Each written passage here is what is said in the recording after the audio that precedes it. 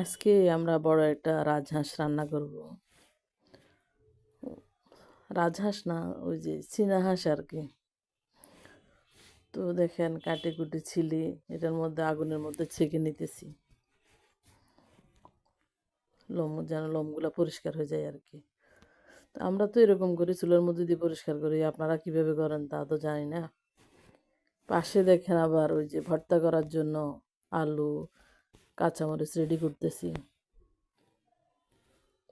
শীতকাল তো ভর্তা হইলেই বেশি ভালো লাগে। তো দেখেন কত কিছু রান্না বান্না করতেছি, অনেক কিছু আয়োজন। সঙ্গে থাকবেন। আসসালামু আলাইকুম।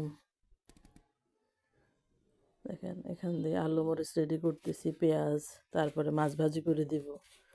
দেখেন এই যে ওনাকে জবাই করে দিছি। ওনাকে জবাই করে পেটের মধ্যে ডিমও ছিল বড় বড়। তো মশলা কষিয়ে নিতেছি, পেঁয়াজগুলা একটু ভেজে নিলাম, মাংসগুলা দিয়ে দিচ্ছি। পরে আস্তে আস্তে মশলাগুলা দিব, ভালো করে ভেজে নিব। মাশাআল্লাহ অনেকগুলো মাংস হয়েছে। সকল মশলা দিয়ে দিচ্ছি। মশলা দিব মানে ভালো করে কষাবো।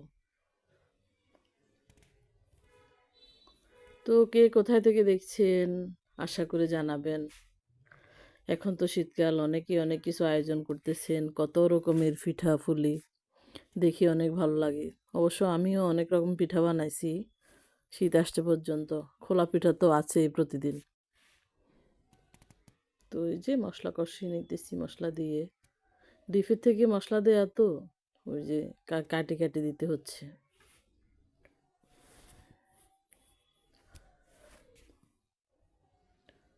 এই যে আদা বাটা দিয়ে দিচ্ছি।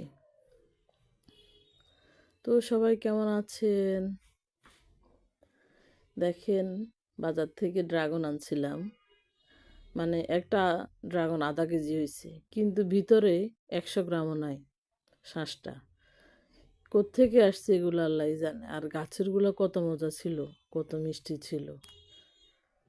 দেখেন পুরা শ্বাসটা মনে হয় 100 গ্রামও হবে না, কিন্তু পুরা ড্রাগনটা আধা কেজির উপরে ছিল, এত বড়। দুঃখের বিষয়। দেখেন আমার হাঁস কষানো হয়ে গেছে। এখানে আমি কিন্তু আলুগুলো আগেই ভেজে তারপরে দিয়ে দিচ্ছি। আলহামদুলিল্লাহ অনেক সুন্দর হয়েছে, কিন্তু এরপরে আমি ঝোল দিয়ে দিব। ঝোল দিয়ে দিব দেখেন। তো পাশে দিয়ে আবার সবজি রান্না করতেছি বেগুনের জন্য। মশলা কষিয়ে একটু ঝোল দিয়ে দিলাম, পরে হলুদ মরিচ দিব। কিন্তু মাছ আর ভাজি করব না, এভাবে বেগুনের সাথে দিয়ে দিব। সঙ্গে থাকবেন কিন্তু। দেখেন আমরা তো এভাবেই রান্না করি, আপনারা কিভাবে রান্না করেন তো জানি না। বলবেন কিন্তু কেমন লাগলো। সবাই সঙ্গে থাকবেন। আল্লাহ হাফিজ।